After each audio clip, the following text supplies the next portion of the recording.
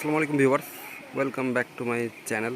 তো 1.5 কিলোওয়াট সিস্টেমের দেখব, যে এখানে দেখতে পাচ্ছ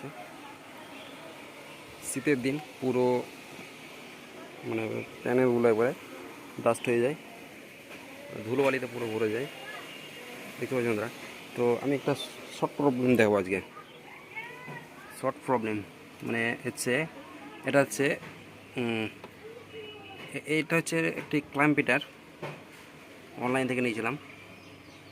মোটামুটি এটা 600 টাকা পড়েছিল। তো এটা হচ্ছে এসি ক্ল্যাম্পিটার। তো অবশ্যই যখন নিয়ে সোলার পাওয়ার মানে পরিমাপ করতে যাবে, অ্যাম্পের পরিমাপ করতে হবে, তার জন্য মানে ডিসি ক্ল্যাম্পিটার নেবে, ভুল করে মানে এসি ক্ল্যাম্পিটার নেবে না। দেখতে পাচ্ছ বন্ধুরা, এখন মোটামুটি 20 থেকে 22 অ্যাম্পিয়ার দিচ্ছে। তার মধ্যে এখানে দেখো বন্ধুরা, দেখাচ্ছে তখন 7.7 অ্যাম্পিয়ার